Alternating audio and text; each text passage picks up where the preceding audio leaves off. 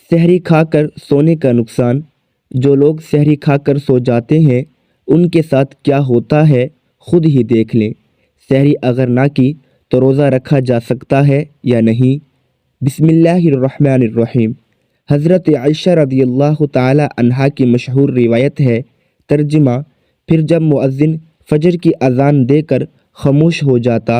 اور فجر طلوع ہو جاتی یعنی صبح کی روشنی پھیلنے لگتی تو آپ صلی اللہ علیہ وسلم کھڑے ہوتے اور 2 رکعتیں ہلکی یعنی فجر کی سنتیں پڑھتے اور اس کے بعد اپنی داہنی کروٹ پر لیٹ جاتے تھے، یہاں تک کہ مؤذن اقامت کہنے کی اجازت حاصل کرنے کے لیے آپ صلی اللہ علیہ وسلم کے پاس آتا تو آپ صلی اللہ علیہ وسلم نماز کے لیے مسجد تشریف لے جاتے۔ حضرت عثمان رضی اللہ تعالی عنہ سے مروی ہے، آپ صلی اللہ علیہ وسلم نے فرمایا، صبح کی نماز کے بعد سورج نکلنے تک ذکر خدا میں لگے رہنا رزق کے حصول میں زیادہ باعث نفع ہے اس بات سے کہ طلب رزق میں دنیا کے کونے کونے میں پھرتا رہے۔ حدیث کا مرتبہ موضوع سند میں ابو داؤد سلمان بن عمر نخعی ہے۔ سیدہ فاطمہ رضی اللہ تعالی عنہا بیان کرتی ہیں، میں صبح کے وقت سوئی تھی کہ رسول اللہ صلی اللہ علیہ وسلم میرے پاس سے گزرے اور آپ نے مجھے پاؤں سے ہلایا، پھر فرمایا، اٹھو، اپنے رب کی طرف سے رزق کی تقسیم میں شامل ہو جاؤ اور غفلت شعار لوگوں کی عادتیں اختیار نہ کرو۔ اللہ تعالیٰ طلوع فجر سے طلوع آفتاب تک لوگوں کا رزق تقسیم کرتے ہیں۔ حضرت انس بن مالک رضی اللہ تعالی عنہ کی روایت ہے، تلاش رزق کی خاطر نماز فجر سے طلوع آفتاب تک مت سویا کرو۔ حضرت انس سے اس کی وضاحت طلب کی گئی تو فرمایا کہ اس وقت 70 مرتبہ تسبیح تکبیر و استغفار کرنے سے روزی میں برکت ہوتی ہے۔ حضرت علی رضی اللہ تعالی عنہ کی روایت، زمین کی سطح پر کیے جانے والے 3 کاموں کی وجہ سے زمین اپنی تکلیف کا اظہار کرتی ہے۔ ناحق خون بہنے سے، وہ غسل جو زنا کے ارتکاب کے بعد کیا جائے، اور طلوع آفتاب سے پہلے سونے سے۔ حضرت ابو وائل فرماتے ہیں کہ ہم صبح کی نماز پڑھنے کے بعد حضرت عبداللہ بن مسعود رضی اللہ تعالی عنہما کی طرف گئے اور دروازے سے سلام کیا تو انہوں نے ہمیں اجازت دے دی، مگر ہم تھوڑی دیر دروازے کے ساتھ ٹھہرے رہے تو ایک باندی آئی اور اس نے کہا کہ تم اندر کیوں نہیں داخل ہو رہے؟ تو پھر ہم اندر داخل ہوئے تو حضرت عبداللہ رضی اللہ تعالی عنہ بیٹھے تسبیح پڑھ رہے ہیں۔ انہوں نے فرمایا کہ تمہیں کس چیز نے اندر داخل ہونے سے روکا ہے جبکہ تمہیں اجازت دے دی گئی تھی؟ تو ہم نے کہا کہ کوئی بات نہیں سوائے اس کے کہ ہم نے خیال کیا کہ گھر والوں میں کوئی سو رہا ہو۔ تو حضرت عبداللہ نے فرمایا کہ تم نے ابن ام عبد کے گھر والوں کے بارے میں غفلت کا گمان کیا۔ راوی نے کہا کہ پھر حضرت عبداللہ نے تسبیح پڑھنا شروع کر دی، یہاں تک کہ پھر خیال ہوا کہ سورج نکل گیا ہے تو باندی سے فرمایا، دیکھو کیا سورج نکل آیا ہے؟ متعدد روایات میں ہے کہ اللہ تبارک و تعالی صبح صادق سے لے کر طلوع آفتاب تک مخلوق کے لیے رزق تقسیم کرتے ہیں، یعنی جو لوگ اس پورے وقت میں غافل رہتے ہیں وہ رزق کی برکت سے محروم رہتے ہیں۔ اس حدیث سے یہ بات معلوم ہوئی کہ یہ ممانعت صبح صادق سے لے کر طلوع آفتاب تک پورے درمیانی وقت میں سونے میں ہے، اور اس وقت سونا غفلت شعار لوگوں کا رویہ ہے۔ اسی طرح سلف کے تعامل کے بھی خلاف ہے۔ نبی صلی اللہ علیہ وسلم اور صحابہ کرام کا طریقہ کار یہ تھا کہ وہ جب فجر کی نماز پڑھ لیتے تو سورج طلوع ہونے تک اپنی نماز کی جگہ ہی بیٹھے رہتے تھے اور ذکر و اذکار میں مشغول رہتے۔ اس وقت میں ذکر خدا میں لگے رہنا رزق کے حصول میں زیادہ باعث نفع ہے۔ آج ہمارے معاشرے میں یہ ٹرینڈ بنا ہوا ہے کہ نوجوان رات کے 2 بجے 3 بجے موبائل، فیس بک، واٹس ایپ ان سب پر لگے رہتے ہیں، پھر ان سے صبح کی نماز بھی قضا اور دوپہر کے 12 بجے یا 1 بجے تک وہ آرام فرما رہے ہوتے ہیں، اور گھر میں ایسا کوئی بھی انسان نہیں ہوتا جو انہیں ایسا کرنے سے باز رکھے۔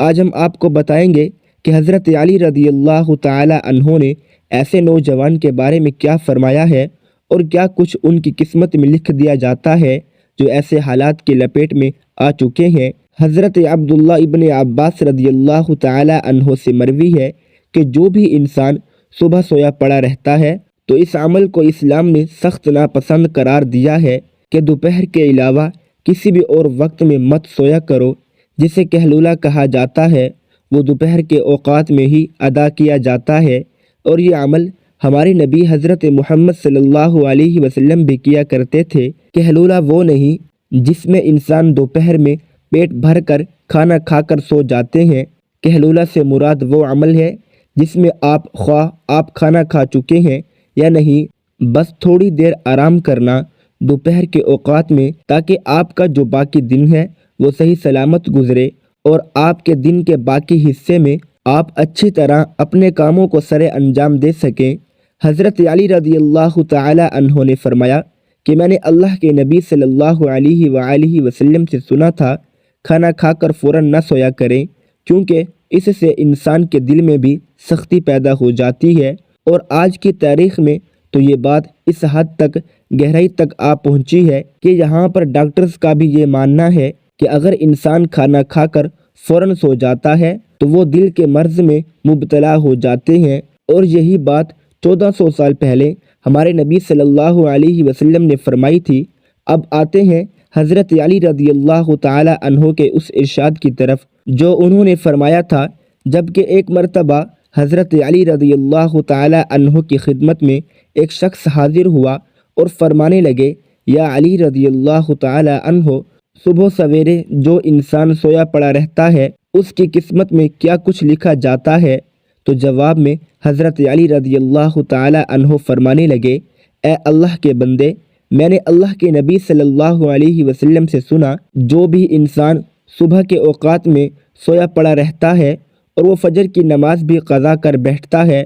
اور یا پھر وہ فجر کی نماز ادا کر کے سو جاتا ہے، تو جب فرشتے آسمانوں سے ان کے مقدر کا رزق لے کر زمین کی طرف آتے ہیں اور وہ رزق انسانوں میں بانٹنے لگ جاتے ہیں تو وہ انسان سوئے ہوئے ہوتے ہیں۔ اسی وجہ سے وہ فرشتے وہ رزق واپس اپنے ساتھ لے کر آسمانوں کی طرف لوٹ جاتے ہیں،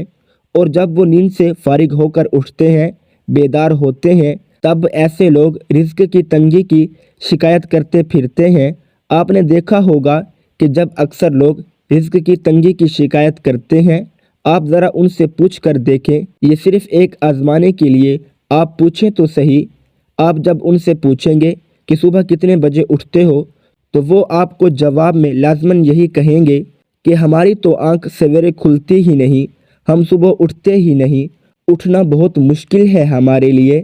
لہٰذا یہی وجہ ہے جس کی وجہ سے وہ رزق ان پر تنگ کر دیا جاتا ہے، اور پھر وہ تنگ دستی اور بے روزگاری کی شکایت کرتے پھرتے ہیں۔ تو آپ سے گزارش ہے کہ آپ سویرے اٹھا کریں، آپ سویرے نماز ادا کریں، اور کوشش کریں کہ مرد حضرات جماعت کے ساتھ نماز ادا کریں، پھر قرآن کی تلاوت کریں، اس کے بعد آپ اپنے دن کی شروعات کریں۔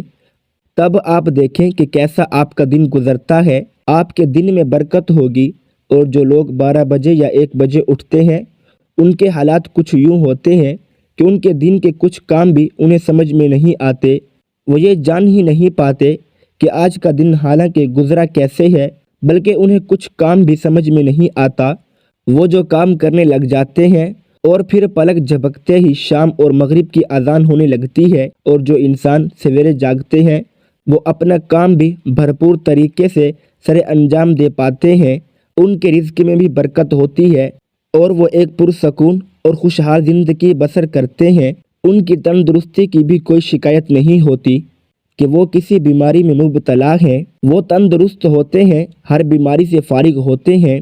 رمضان کے مہینے میں انسان کے صرف کھانے پینے کا شیڈول متاثر نہیں ہوتا ہے، بلکہ سحری میں جاگنے کے سبب دن بھر کی نیند کا شیڈول بھی متاثر ہوتا ہے، جس کی وجہ سے کچھ بے احتیاطیوں کے سبب رمضان کے مہینے میں جہاں صحت بہتر ہونی چاہیے وہیں پر صحت نہ صرف خراب ہوتی ہے بلکہ مختلف بیماریاں بھی گلے پڑ جاتی ہیں۔ روزہ رکھنا صحت کے لیے بہت بہتر ہوتا ہے، مگر جو لوگ رمضان میں سینے میں جلن، گیس اور اس جیسی دوسری بیماریوں کا شکار ہوتے ہیں، اس کا سبب روزہ نہیں بلکہ ان کی اپنی غلطیاں ہوتی ہیں۔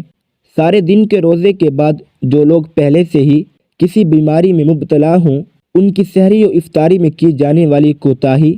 ان کے گلے کا ہار بن جاتی ہے، ऐसी ही कुछ गलतियों के बारे में हम आपको आज बताएंगे। जो लोग बाकायदगी से वर्जिश करने के आदी होते हैं वो सहरी या इफ्तारी के शेड्यूल के सबब परेशान हो जाते हैं। ऐसे लोग अक्सर सहरी या इफ्तारी के बाद वर्जिश करते हैं, जो कि एक बहुत बड़ी गलती होती है। इससे एक जानिब तो बदहाज़मी का ख़तरा होता है और दूसरा उसकी वजह से हड्डियों और पट्ठों में दर्द बढ़ जाता है। लिहाजा अगर वर्जिश करना ज़रूरी भी हो तो उसके लिए सबसे बेहतरीन वक्त सहरी से पहले का वक्त होता है,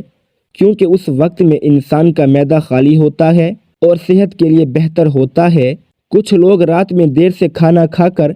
सो जाते हैं और नींद की वजह से सहरी नहीं करते हैं। सहरी छोड़ने की वजह से रोज़े का दुरानिया बढ़ जाता है, जो कि जिस्म की अंदरूनी कमज़ोरी में बहुत ज़्यादा इजाफ़ा कर देते हैं, जिससे न सिर्फ चेहरे की चमक दमक मानिंद पड़ जाती है बल्कि कुव्वत मुदाफ़त में भी कमी वाक़ई होती है। इस वजह से बेहतर यही होता है कि सहरी के वक्त भले एक गिलास पानी का एक खजूर ही क्यों न ली जाए, मगर लाजमी तौर पर सहरी की जाए। इफ्तारी के बाद पेट में जब दिन भर के बाद ग़िज़ा जाती है तो इंसान सुस्ती का शिकार हो जाता है।